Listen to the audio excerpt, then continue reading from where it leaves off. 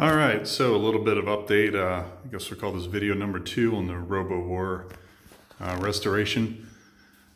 Kind of go over what I've already found and what problems I've already fixed. As you can see, the attract mode, I did clean all the sockets and clean all the bulbs. There was a lot of corrosion in there, but most of the bulbs worked. One problem I did find in the lighting circuit was that this fuse here, I believe it's F6, it's a 5 amp fuse. It kept burning, kept blowing out. And what I found was that somebody had put this wire, this piece of wire here, actually spliced between the playfield lighting circuit and this other lamp that's over here, I guess the GI. I have no idea why. And after I removed this, I haven't had this fuse blow again, so I think that must have been the cause. But it was from the ground side, actually what I believe is the positive side from what I've read of the playfield lighting to the center portion of this lamp. In any case, I found that and removed it, and I think we have all the playfield lighting working. The only lighting that is not working are the ships, right? These triangular inserts here, these are the alien ships, or the ships that are attacking, and those are linked up with the flash bulbs that are here in the back. I think there's 10 and then there's 20 of these ships. This circuit is not working, and I could see that these were dim, really dim. I could faintly see them moving back and forth, but these weren't working at all. I pulled the connector off the animator board, as Todd Tuckey likes to call it. This board here that controls those lights.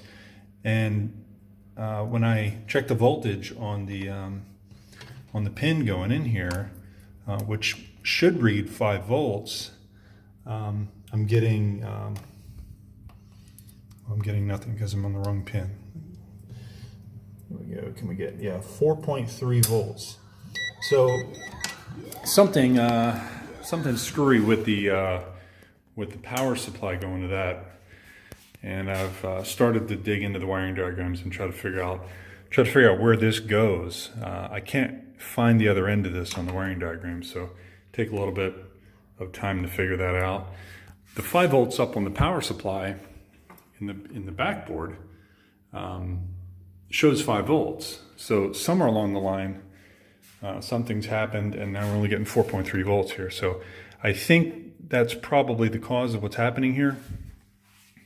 But I'll have to dig into it more tomorrow. Beyond that, I did find that the coil for the 2 drop target coil mechanism was completely burned up, shorted, and it was causing the F14 2 amp fuse here to blow.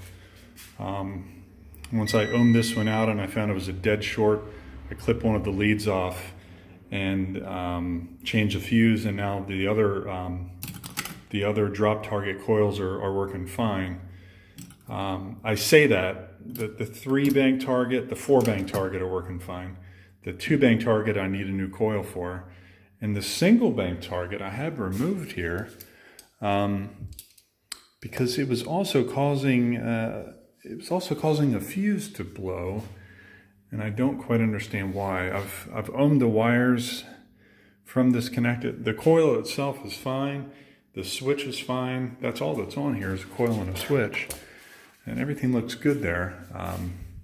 So I worked my way back from that connector. I couldn't find any obvious issue, but I'll try it again tomorrow with a fresh mind, and we'll see where it goes. But so what we have so far is pretty promising from yesterday. All right, so we'll coin up. Start a game, put the balls here in the trough, and when we start the game,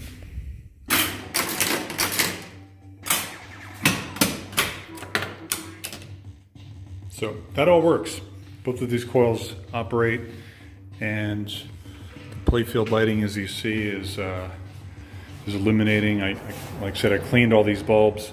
So 4-bank target does operate. 3-bank target operates. What else do we have? The Alpha 2, if I drop these targets, it'll say destroy Alpha 1, but the targets won't come back up because the coil is obviously burned out. So I'm not going to do that. But all the switches seem to work and do the right things. The strobes here are working. This one is. Disconnected this one. I think these are tied in with the drop target coils from what I can see in the wiring diagram. And I'm not sure if it's because I have these disconnected, but this center strobe stayed locked on to the point where it was heating up this this plastic pretty bad. So I disconnected the connector. But if you get the ball up here for multi-ball, it does start multi-ball. The other ball kicks out.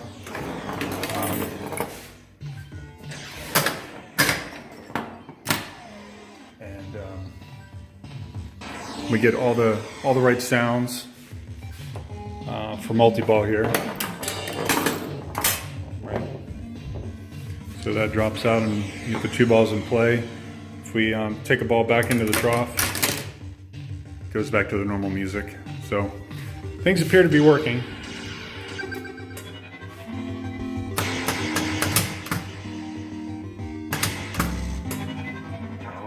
You get that power energized.